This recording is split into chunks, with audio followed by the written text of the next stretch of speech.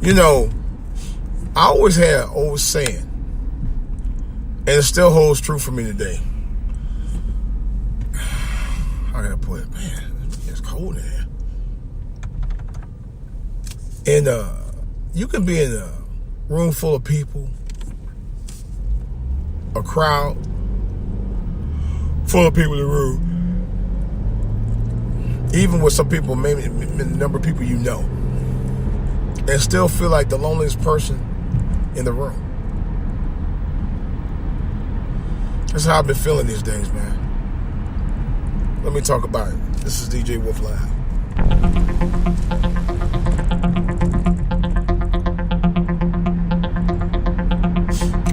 You know,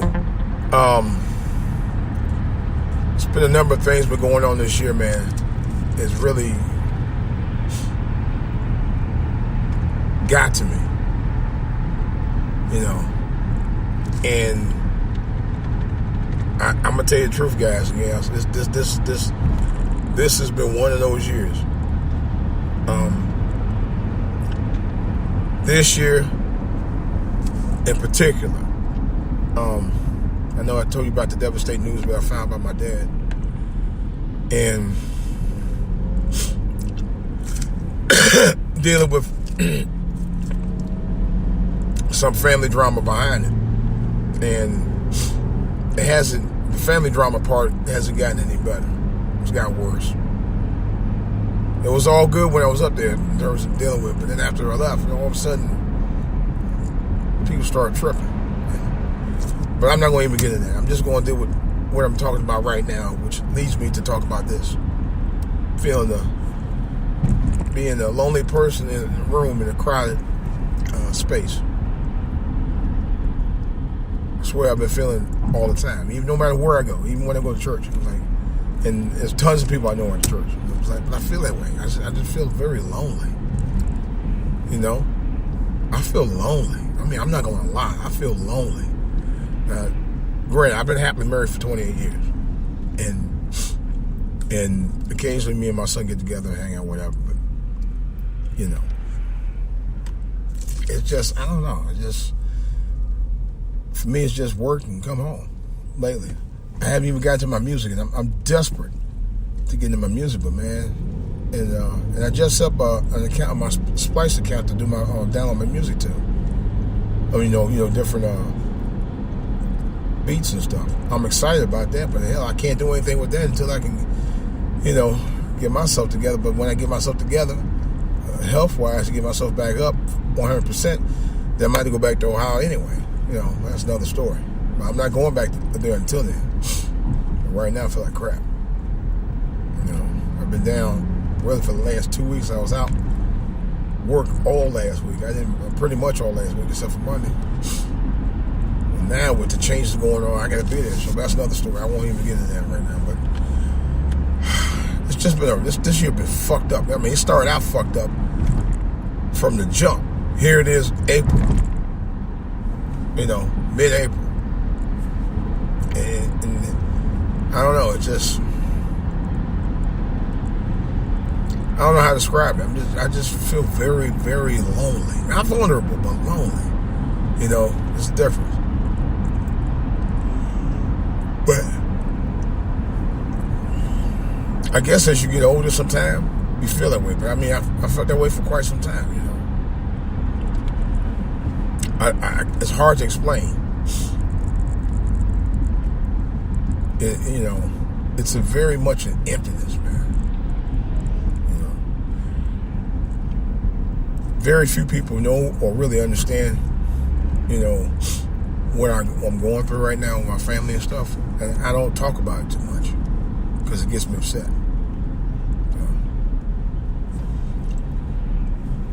But man, it hurts. I'm not gonna lie, it hurts like a son of a gun. But I pray on it, try and get through it. Try to get through the pain, man, because it's painful. You know. And I'm not gonna lie, like I said many times over, it hurts.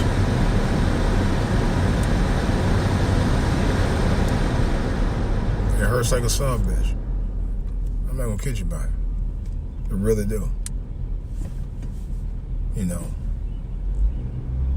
it hurt me to see a once very vibrant person like my father lay up in a hospital bed.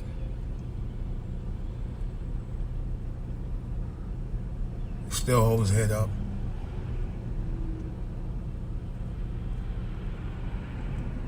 And you continue to try to be there for him as best as you can. But then you got roadblock. The roadblock is other family members tripping. And I'm not going to say, I would love to talk about it. And maybe one day I will, but I'm not right now. But it does hurt.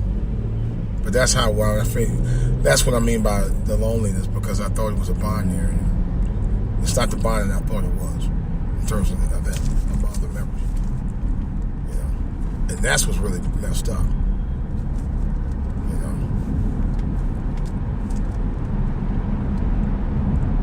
Maybe I'm just talking right now because I want to, you know, talk out the pain, so to speak. Sometimes I'll do that. You know,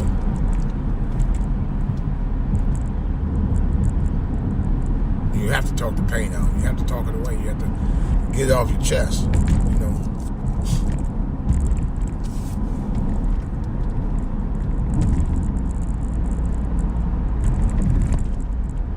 But that's how I be sometimes. You know, I don't wish that on anybody. I don't wish cancer on nobody, man. It's a horrible and painful thing to go through. It's just as horrible. Well, it's horrible. Also horrible when family members see you go through it. I know my old lady did with her mother, my mother-in-law. Man, it was terrible, man. And she didn't want to go pursue the surgery any further than. Especially about a couple months later, she passed away. 10 years ago this year, matter of fact. That's the irony of it. Because 10 years later, my dad has cancer. You know? It's just... It's tough. You know? But what really ticks me off is a certain family member, the way they talk about it is kind of trivial to me. I don't want to go into detail about that either, because it's very personal, but it's just the way their whole outlook on it, their whole outtake with it is just horrible. It's to a point where I just don't even want to talk to them anymore. That particular person, a particular family member, I don't want to talk to them. I almost don't want to talk to them at all. Ever. I mean, it's bad that I feel that way, and I don't want to feel that way. I really don't. You know. But it's ridiculous, though. It's so ridiculous.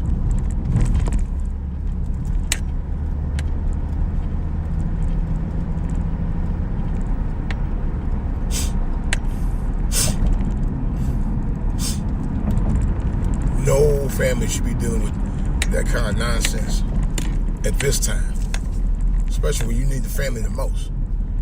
That's what really hurts me, though, man. You know, it's like, how you gonna act that way towards a family member trying to deal with a pain that another family member's going through, and you're supposed to be there for them, bonding as family.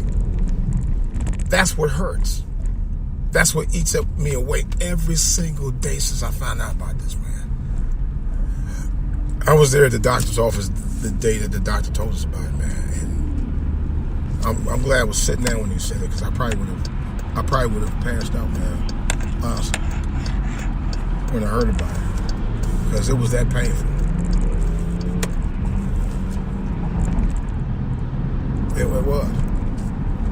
I think people for real need to take accountability and inventory. And put aside bullshit and get with reality. You know?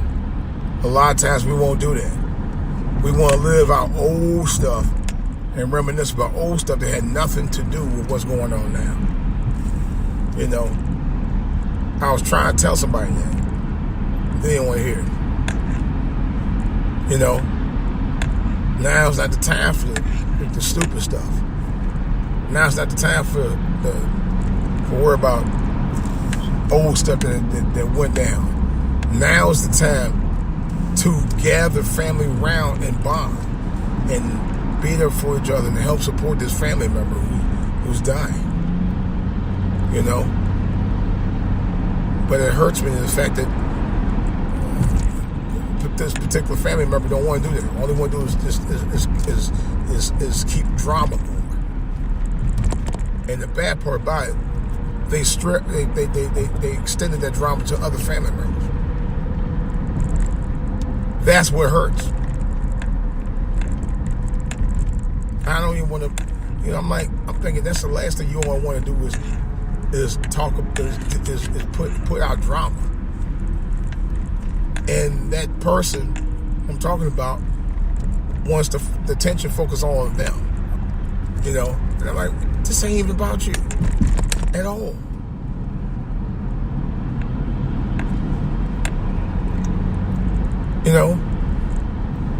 Which is probably lately why I'm getting frequent headaches about it. Because I was thinking about that the other day. I was like, man, I've been having headaches for the last 2 days. He was like, don't get upset. It's hard not to get upset when you're trying to work with family members to deal with it, to bond, to deal with this issue head on. And they give each other support, and they're not trying to do that. They're not trying to at all. They're not even attempting to. They just want to stir up drama. I don't want no drama. But to be honest, I don't. Because it shouldn't even be about that at all. Yet, they want to create it.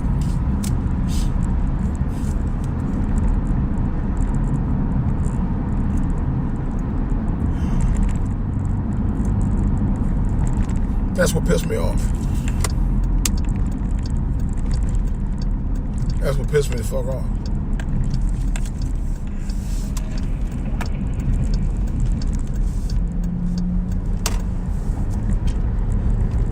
So, I don't know. All I know is that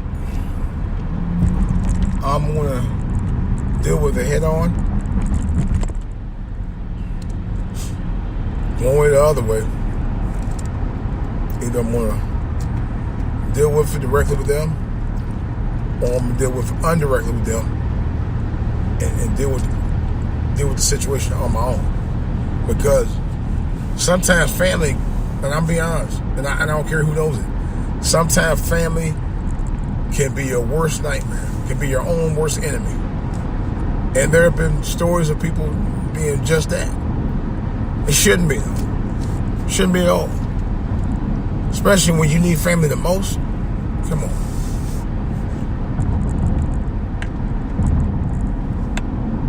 Black people need to wake up and realize that. We don't like the smell of coffee. No. You know why some of us don't like the smell of coffee? Because some of us are too lazy to wake up to do it.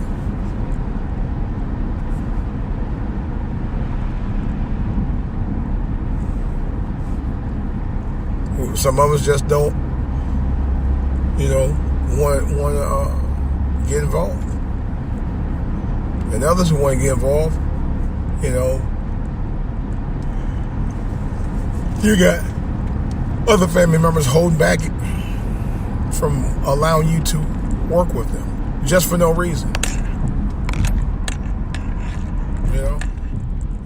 What are they doing up here?